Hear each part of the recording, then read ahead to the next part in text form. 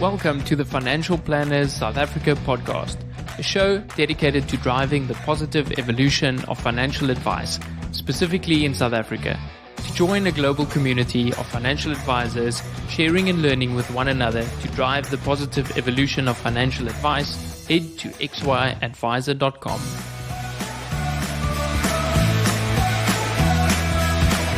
Portfolio Metrics is thrilled to bring you this podcast in support of our common passion, people, and the evolution of wealth management. Our global business links precision investment management to expert financial advice through partnerships and technology. Portfolio Metrics is an authorized financial services provider. AssetMap is a proud sponsor of this podcast. Are you looking for the next big thing in advisor technology?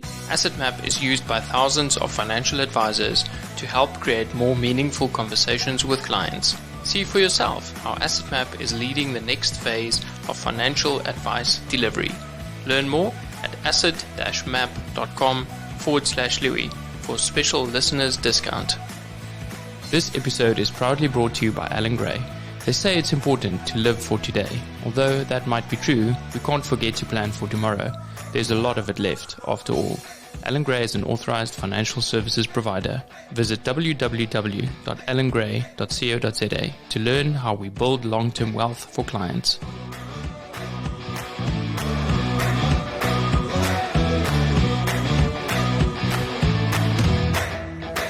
Welcome to another episode of Financial Planners South Africa. Today I'm really excited to have Angela with me. Angela is a certified financial planner and the owner of Corporate Retirement Services based in Bedfordview in Johannesburg.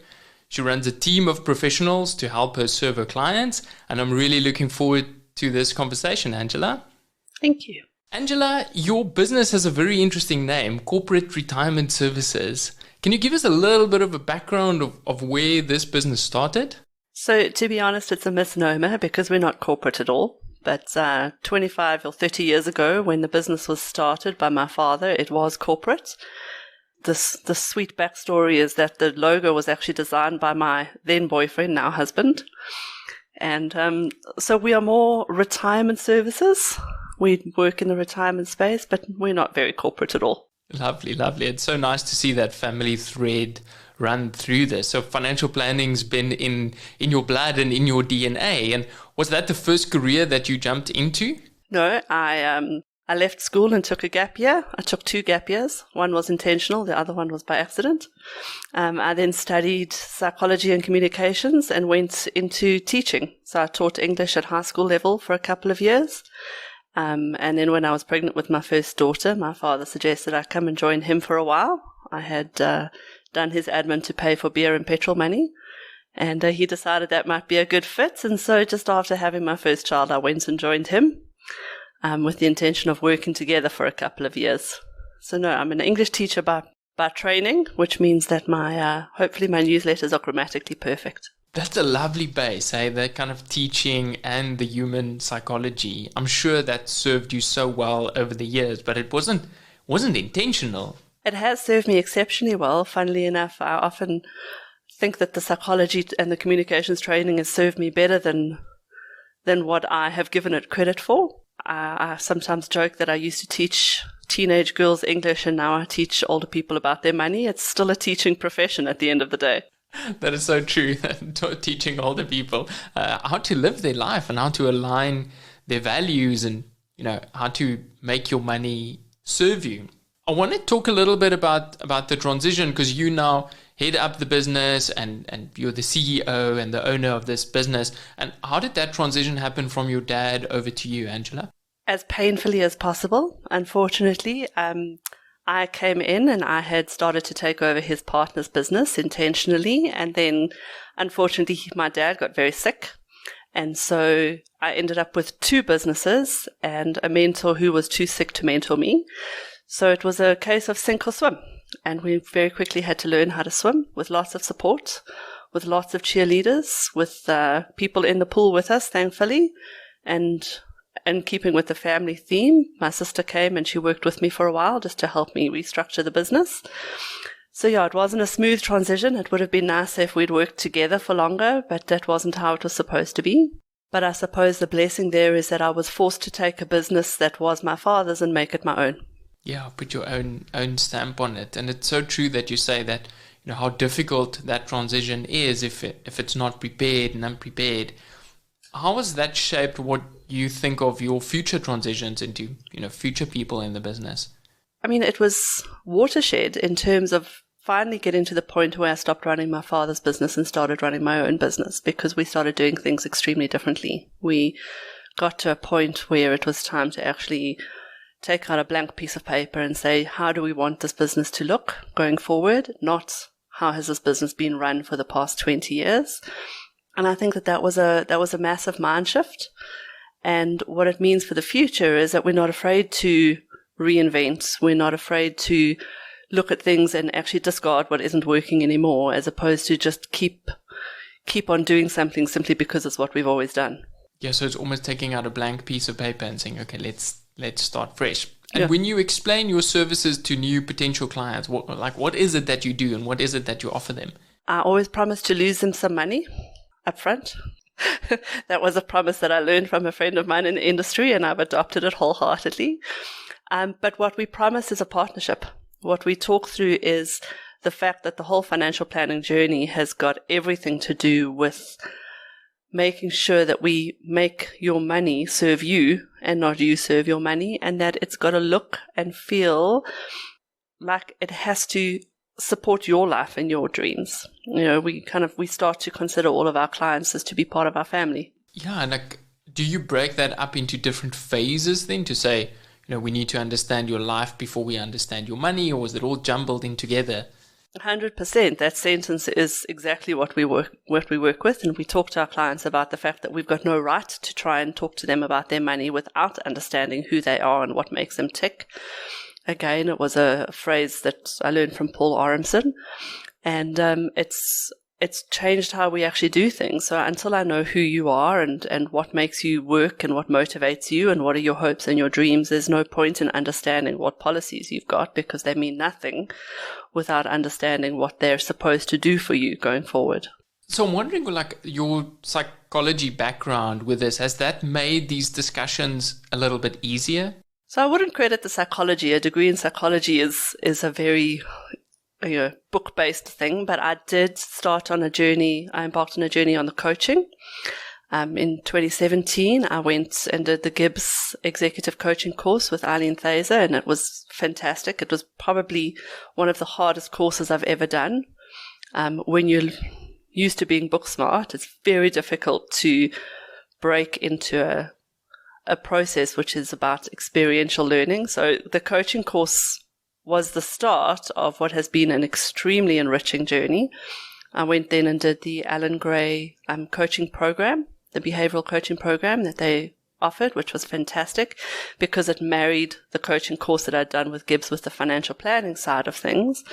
And then more recently, I actually was quite fortunate to be one of the first people to do a course offered by Kim Potgieter in line with her coach, Colleen Joy.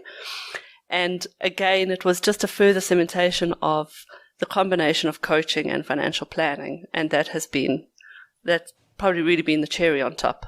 Wow, so this is a skill you've been working on for over the last 5 years. And I'm wondering, how did you spot it? Because it's kind of a little bit of a trend where, everyone's saying, take some coach training and we can definitely see. But in 2017, I'm not sure if it was so well known. So I'm wondering, how did you spot that trend? I'm not sure I can take credit for spotting it at all. It was just something that I was drawn to. It was something about the personal nature of it. Kim Potgieter has been extremely generous in her time with me, and I know that she had gone the coaching route and she had the ICF accreditation.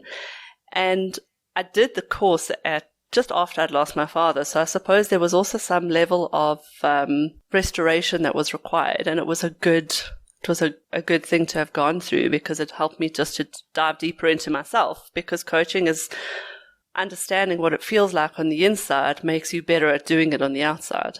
Yeah, that's so true. You have to start with the work yourself. And the same goes for financial planning. And I know we preach that you always, financial planners need to have a financial planner.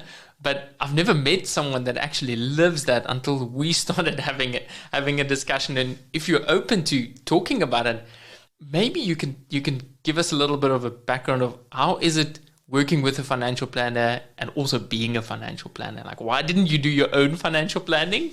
Number one, and number two, like, what drew you to working with someone else?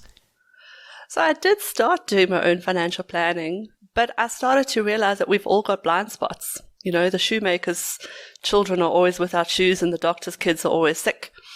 And I realized that it wasn't so much about the academic side of financial planning that I needed the assistance on. It was on the coaching side of the financial planning. And I had known my own financial planner for a good number of years and have always respected how she's worked and how fiercely she is dedicated to her clients.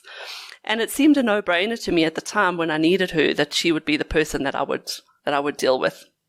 She's been fantastic, and as with all financial planners, her value is not in the management of my retirement annuity. Her value has been in the conversations that we've had around my life and how do the finances suit there, helping me solve Rubik's cubes of, personal requirements and how do we structure this and how do we think about that. And it's been fantastic. And it's also a nice way to see how other people take their clients through the process.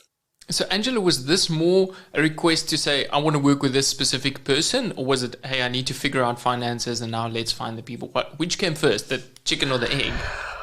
Well, I knew that I needed my own financial planner. I knew that specifically where estate planning was concerned, I had a blind spot and I was struggling with it.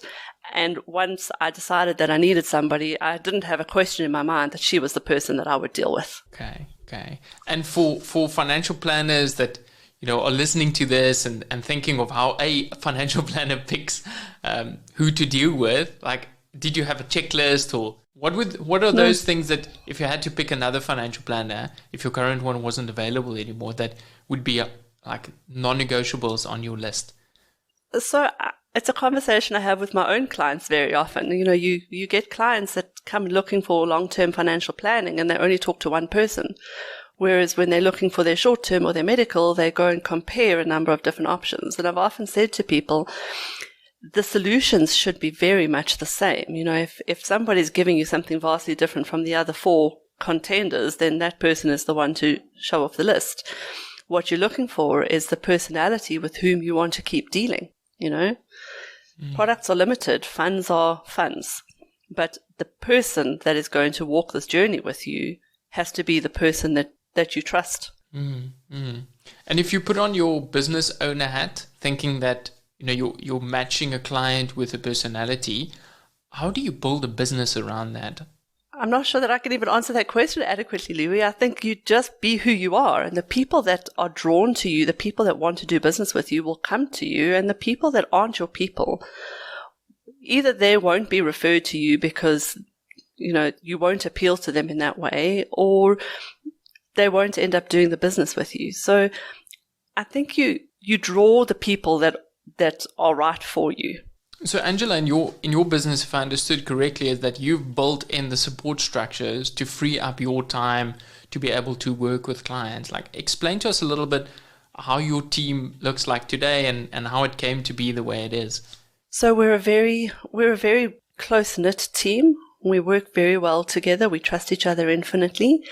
We are predominantly working mothers. In fact, we're all working mothers. And it's about supporting each other. So I've got 2 paraplanners who work with me on the analysis and the portfolio side, and I've got 2 ladies who handle my admin.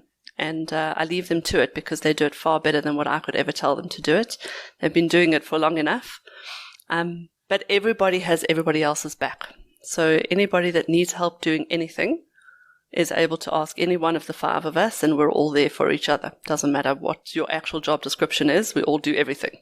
It sounds like a great team, like you say, of working mothers. And I often think that women are ideally suited for these roles. And I can just imagine, I can see how proud you are of your team, and I can imagine how happy your clients are. I hope so. And what's really important is that the client is dealing with us as a team and not me as an individual, because there are things that the team can give them that I can't give them. And a lot of them will actually phone some of the ladies in the team rather than phoning me, because they like to have a chat and they like to check in and see how they're doing. Lots of clients will pop their head into the offices just to say hello to everybody. So it's a wonderful environment.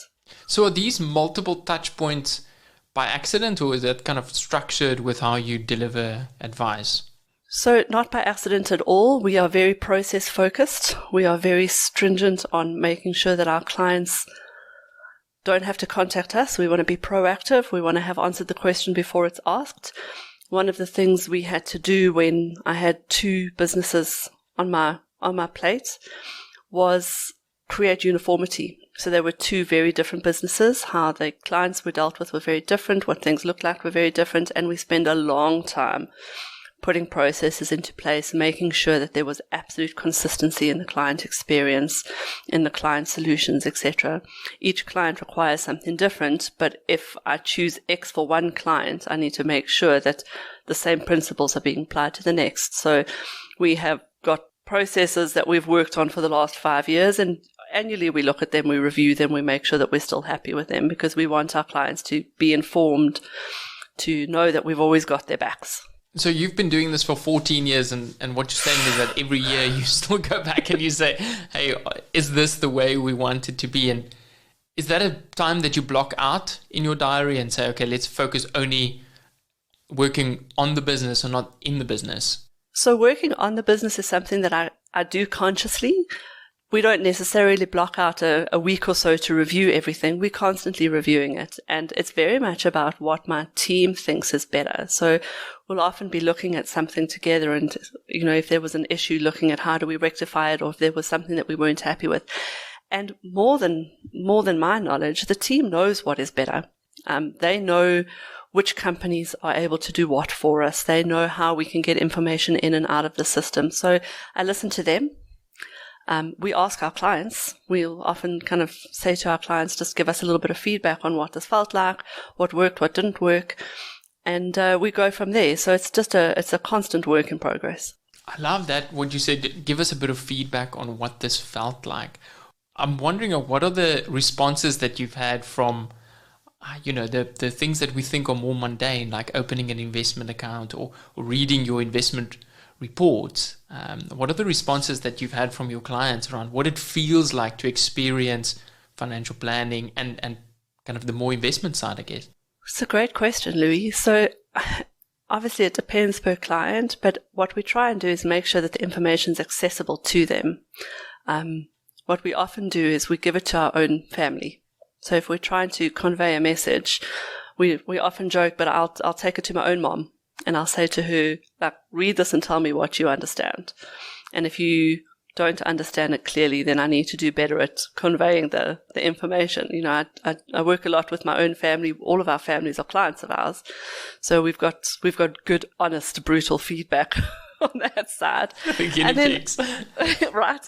And then, being on the receiving side of another advisor's investment process and information, etc., it's very eye-opening for me as well, because I have to experience it as a client, and the pain points of having to redo your FICA all the time and then having to complete this 15-page form. And, so there are some things we can solve and some things we can't, but our job is to make life as easy as possible for our clients. And that's what we try and do. That's probably already worth paying a financial planner for, just to say, hey, I can relate to my client's frustration with filling out just another form and another pack of documents. And how scary it can be to transfer an amount of money into another bank account, you want to do that first test 100 Rand and just make sure it lands, because, there's things that we know work on our side, because you can never unknow what you know. But as a client, there are things that can be quite emotionally fragile to go through. I think that's so true, that emotionally fragile starts from the day where you have to share your accumulation of your assets and essentially to what a lot of people feel like, hey, this is what I've achieved with my life. You have to share with a stranger almost. Absolutely. It's frightening. It's frightening for the clients. It's nerve-wracking. Not everybody, but a lot of people start by apologizing for not having done enough, as though we sit in judgment. And it's very important to make new and existing clients feel very comfortable that what they've got is exactly what they need to work with, and there's neither a better way or a worse way of doing it. These are the tools that we've got. What can we build? And in a normal environment where someone would come to the office and we can get them relaxed and make them feel at home, that might be very different from your online process of bringing in clients. So I'm wondering, in this wave of working virtually with clients, how have you made them feel comfortable in those first stages compared to an in-person meeting? Honestly, Louis, anybody that we've brought on board over the last 18 months, we have started with an in-person, or at least followed up with an in-person. We've either had people in the office or I've gone to their homes, and as much as we can observe COVID protocol, there is a lot to be said for the efficiency of technology, but especially working in the retirement space, that personal touch, and I can feel it even with my existing clients. I'm feeling the lack of that personal touch, and I'm missing them. I'm missing seeing them, even if it's just a cup of coffee. It's such close relationships that we build over time. And you're saying, when I miss my clients as an advisor, that's lovely to hear. And I'm sure your clients feel the same, just phoning you saying, "Hey, Angela, I just want to chat to you. I miss you." Angela, this teaching hat, we spoke about complex financial information and complex. And I often wonder, how much time should we spend trying to understand how someone learns best? Or is there a best practice in terms of, this is how we should be? We should be communicating visually and shorter, bite-sized. Or should we take it more of an approach to say, let's understand the person and how they learn better? That's another great question, Louis. There's so many different ways to actually try and understand our clients. I mean, it can be overwhelming just taking them through the process of trying to understand them better. My take on it is that you learn your clients as you actually get to know them, and you start to understand which clients need the information, which need the technical data, and which just need the kind of the brush on top to go, I've got this all and it's covered. I know that the Teams test that Kim Potgieter uses, I think that's got huge value because that's not overwhelming in terms of trying to get it done. I've undergone the Hardidar profile, which was amazing in terms of the data it produced. So I don't think that there's one right way to do it. I think that we do need to better understand our clients.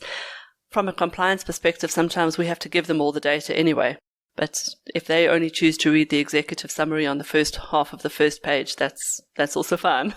Yeah, so you don't want to kill them with information, and you're saying, okay, let me understand this person through using some of the personality assessments as opposed to just, what is your risk tolerance assessment? So I haven't personally adopted any of them, to be honest. It's just a conversation, and you get to know people through conversation. Yeah, but I suppose that's where the coaching skills come in. And that mindset of saying, this is what we need to get out of a meeting. These are the important elements to take out. This is what I want to get out. And then the input is maybe less structured. Well, 100%. Maybe I'm undermining the fact that the coaching conversation is where I'm learning the information, because I'm not going in with the objective of selling a product or, creating a plan that suits what we think is best practice. It's about learning about the client and what they need, and then figuring out how to solve the problem. You don't want to run at the problem with a screwdriver when what you actually need is a hammer.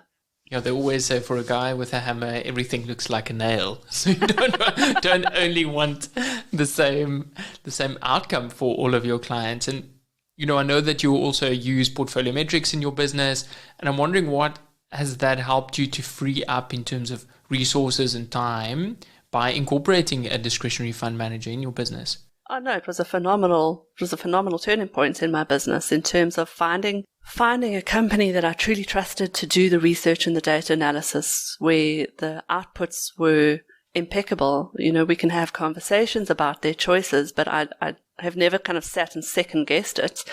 And what it did was it must have freed up another week a month, where I wasn't sitting poring over Excel spreadsheets and trying to understand which funds were the best of the breed, etc.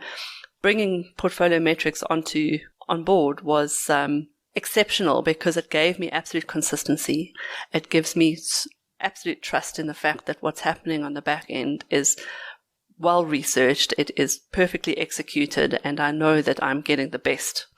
Yeah, it's significantly changed how I actually run my business. It doesn't sound like it's a piece of the business that you miss doing. Gosh, no. I absolutely love opening up the systems that they provided. I mean, the technology that they've given us to run financial analysis has made my life so easy, and it makes the output so accessible to the clients. It was, I sleep extremely well at night knowing that I've got them on my side. So what I'm hearing, Angela, is this like a complete structure in your business around how the processes work, around how the implementation flows, so that, someone can step in and fulfill your role. But at the same time, you are the key financial planner and the only one delivering advice. How do you balance those two ideas? I don't think there is balance. I think there's just averages, probably. Sometimes you're doing too much of the one and sometimes you're doing too much of the other. But when you work it out, there's a reasonable average. It's not perfect, Louis. It doesn't always work. It always requires review. It always requires assessment. I know sometimes we take clients through one process and then we decide that we didn't actually enjoy that, or that this didn't work and that didn't work, and we chuck it out. But for one of the other paraplanners in the business, it might, be workable. So we've got to have kind of flexibility in how we do things, but also we've got to be singing from the same song sheet, or we can be singing different parts of the song. Yeah, this constant evolution of saying, okay, how do we make this a little bit better? But as your team grows, I'm sure having more inputs and more people singing doesn't always make it easier. Yeah, we've got to be careful that we bring in complementary people, and we've got to bring in the right people. We're not looking to grow an empire. I'm not looking to build a massive business. I enjoy being smaller. I enjoy the personal touch.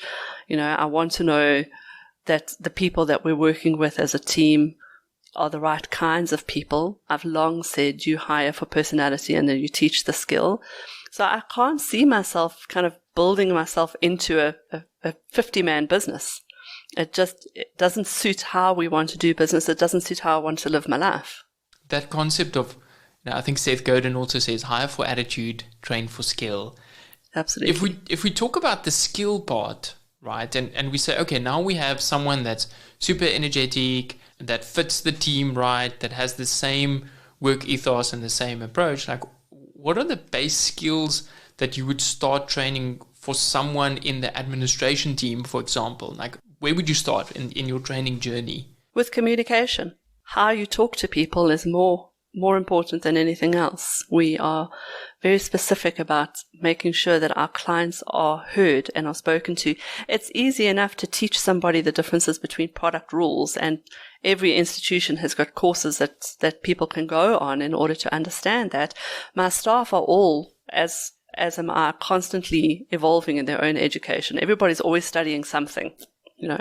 We're always undergoing our own processes of evolution, but who you are as a person will translate into how you make the client feel. What you know can be read in a book or taught. I mean, it doesn't take much to understand the differences between a pension and a provident fund. You can grab a product sheet and read it off script. So we talk a lot about making sure that we are communicating properly with our clients, and that we are empathetic, and that we are genuinely there with our clients, and we are our authentic selves. Everything else is teachable, and my staff are amazing. Everybody's always studying. One lady came in with her BCom financial planning and has done her postgrad and her estates qualification. The other lady has done her postgrad and is working towards her estate qualification. The admin staff have both got their NQF, I think it's 5, kind of the national certificate from Mill Park. So everybody's constantly working on knowing more, but that's not what counts. It's who we are. So it's this culture of continuous improvement and continuous learning. But at the same time, you're saying this is important. We can't do our jobs without it, but it's not the most important thing. Like how a client feels and the experience trumps, what you know. Yeah. What you know opens the door. Who you are allows you to exist in that space properly. Just repeat that again. What you know opens the door, and who you are allows you to exist in that space properly. Oh, I think that is worthwhile hearing a second time, because it is so powerful, and you were so clear on how important communication is. So it's a great place for anyone to start training as they build up a team. And kind of the next level from that in terms of your paraplanners. So you're saying that postgraduate qualifications are important, and what are the skills that you build on the paraplanning team side? So what we've done, and it's worked exceptionally well, because we were a team made up of two of us had been together for 10 years, and then one in the middle, and then two very new people. We actually embarked on a coaching journey as a team and then individually. And what that has done is that it's complemented all of those book smart skills, kind of the postgrad, etc., with the coaching experience that allows you to be a better communicator. And so just by going through the experience ourselves and being coached ourselves, both on an individual level and as a team, we have grown the muscles that are required to actually do the job with empathy, with compassion, because we've got the knowledge. The knowledge is easy. It's, it's teachable. It's the rest of the skills that you've got to experience in order to be able to give them out. Yeah, and there's the second phase, I think, after you've mastered or at least gotten comfortable with the technical piece, that you go into the more experiential, like you're saying, and you learn that through working with coaches and working with advisors and starting to build that. But now you're also doing that within your team and saying, okay, I want you to have this golden thread that runs through the business. You've got to walk the talk. Yeah, and you're working with a coach in your personal capacity, you're working with a financial planner. How do you structure your life to get time to be a mom, to be a business owner, and then all these other things that you're busy with? I've got lots and lots of support, Louis. I've got amazing support inside the company, because we're all working moms. If your kid is sick, we all understand that a sick child comes first. I've got amazing support at home. I've got my mother and my father-in-law who help me. I've got a husband who stands by my side and works with me. I've got, I've got an au pair. I'm very lucky, and I've got a lot of support. So, like I said, there's no such thing as balance. As a working mother, there's always going to be an element of guilt. I'm either working too hard or I'm momming too hard, but on average, it should be okay. Yeah, so it's this concept of averaging out over time, and maybe in the future, I'll be working a bit more, but for now I'm momming. Absolutely, absolutely. And I also want my children to see their mother working. I want them to see me kind of succeeding in my own capacity and not just as their mother, because I'm an individual in my own right. Absolutely. How has COVID and lockdown been during this phase and trying to get that balance right? Or trying to get that average right? We've been very fortunate during COVID in that we've both been able to work seamlessly from home. My staff were amazing. They picked up their computers. Everybody went home and worked. So structurally, it was not a big change other than not being able to see people. Both of my children were very lucky in that their schools moved pretty quickly online. We had good internet connection. Everybody has a computer. So our emotional needs could be met because all of our other needs were already in place. And we just keep checking in and talking. You got two young daughters, or youngish, a teen and a tween. They just need support, like any teen or tween. I mean, the poor 15-year-old is not supposed to spend more time with her mother than anybody else, but that's what has happened, and that's what she has to deal with right now. Thank goodness for technology. She can FaceTime her friends. It reminds me of the things that you were talking about in terms of communication and that coaching mindset, but it also sounds like you can apply that to your family. So it's not but don't tell them, two separate words. Hopefully they won't be listening to this episode. Otherwise your secrets are out. I gotta test my skills on them. Practice. So the theme is practice on your family. And then absolutely. And if you're doing it well enough, they'll never know. This is the hidden superpower of Angela Saltas. Look, the coaching genuinely, I think, has made me a better communicator with my family, because it means that you listen more than what you talk. And in a marriage, sometimes that is exactly what is required. Just shut up and listen to what I need you to hear, And you don't always have to problem solve. And with a teenager or a tween, again, just listen. Just listen with empathy and compassion. Listen to understand. Don't listen to answer. That's so true. And it almost sounds too easy to say that listening and communicating is the skill that you need to work on. I once heard someone basically structure it to say that find out what is expected of you. Is it just a sounding board? Is it a solution? Is it advice? Or is it just someone, to absorb what that person is saying? Yeah, a friend of mine has often said when she is on the receiving end of a data dump, she kind of stops the conversation and says, right, what do you need from me right now? Do you need me to listen, or do you need me to help you solve this problem? And as a financial planner, we probably should be doing that more, not just assuming that you need me to solve this problem. And also be careful of trying to jump in and prove how much we know. Our clients come to us because we're supposed to have a base level knowledge. We don't have to prove to them what we know about pension fund law. We're supposed to know it. Just listen to what the client needs. The client doesn't need to know pension fund law. He needs to know that you know it so that you can do your job. Absolutely. Angela, and if you look back on your journey, building this business, taking over from your dad, what are the things that you would do differently with the skill sets and the knowledge that you have now? I don't know. I mean, hindsight is always 2020. It was hard while we were doing it. It was hard. I had a brand new baby doing a postgrad. It was hard having a very sick father who couldn't give me client histories, and I had to go and read their files for 2 hours.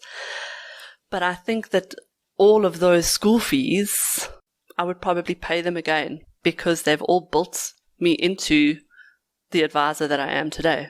So saying that the shortcuts aren't necessarily worth it, going through this, experiencing it, understanding why it's important, will get you to where you are now. But I think the thing that comes through all of these episodes and all of the guests that we've had is that, it's a really difficult process, especially the first, I would say, kind of 10 years, but it's worth it. It is worth it. And if you are growing an environment that's conducive to growth, then it's absolutely worth it. It's an amazing profession. We get to meet the most phenomenal people. My clients are they're the most fantastic group of people, and it's my absolute privilege to be able to work with them. It's wonderful to be of service to people who just exude goodness. And if I can raise paraplanners into planners that walk into their client meetings with that attitude, then I've won the battle by a long shot. And is that the vision for corporate retirement services, to bring up the paraplanners into these roles and make an impact? Oh, absolutely. The two ladies that I've got are just so well positioned to come and work with me. It doesn't have to be a takeover. It can be complementary, characters and services, and we can all work together. But, we are better together. Yeah, and it sounds like that team that you've formed is so key to you making sure that this is sustainable, and you have the right people, and you have the structures, and you can service your clients. And what has the feedback been from your clients? All positive. I suppose if anybody was unhappy about it, they haven't really let us know. But we have fantastic feedback. Our clients are very encouraging. The one lady recently achieved her CFP designation, and we put a little note out to our clients to say congratulations to her. And we received so many replies of encouragement and congratulations. And it's just, I feel as though the clients themselves embrace that family feeling. That's so great, because you attract the right people. The right people means that you can fuel your business and you can kind of move forward on that. Yeah. The grass is greener where you water it. Yeah. And how do you find those new people coming in, the new clients? It's pure referral, Louis. Because I came in and I took over an existing business, I didn't have to suffer the pain of having to build it from scratch. We had different pain points that we had to suffer through, but that wasn't one of them. And our clients refer new clients. We are fortunate enough that because we focus on servicing our existing clients, we're not constantly chasing new business. So I would rather keep a client happy and make sure that my existing client base is my focus. And we build to support that structure. So everybody that we get is known to somebody else that we already work with. Okay, so it's that by referral only. And what we see often is that businesses run around so hard trying to find new business that, it's easy to neglect the existing clients, but the existing clients is what pays the bills and gets the team salaries out. Yeah, so we're very focused on our existing clients. They are the people who have supported us through the transition. So many clients have been with the company for 20 years. So it is our honor to be able to continue to serve them, and it's our privilege. And we want them to make sure that they always feel that commitment. Wow, client for life. Please. And Angela, if you look at the future and trying to grow this business and bringing your team on and building on the skills, and there's so much going on, like, how do you keep those averages? What are the things that you're doing now to keep that average in balance? At the moment, we're actually taking the time to enjoy the work that we've done. So we're not looking to build or grow for the foreseeable couple of years, simply because we've gone through an evolution already. We've gone through the process of bringing on 2 new people. The funny story is that I hadn't intended to bring on 2 new people, but the characters that were presented to me, I didn't want to lose one or the other. So at the moment, we will concentrate on the consolidation and the improvement of what we've got. And once we are ready to grow again, I think our path will become more clear to us. I can hear that leadership role that you're taking in terms of saying, okay, this is what we need to do now. And also the clarity of focus of what it is that you're building. I think this has been okay. I think this has been an extremely valuable conversation, Angela. Is there anything else you'd want our listeners to know? That it's just a wonderful profession to be in, and that if we're all working together for the betterment of the industry, then we can actually only grow and improve and, create a profession that we can all be proud of. Absolutely. And XY Advisor is all about the positive evolution of financial advice, and that's why we have you here. So I want to thank you so much for sharing your journey and your story with us. It has been very inspirational, and long may you continue your impact in this profession. Thank you, Louis. Thank you for taking the time. Thank you for the lovely chats and for getting to know me better. Thank you so much, Angela.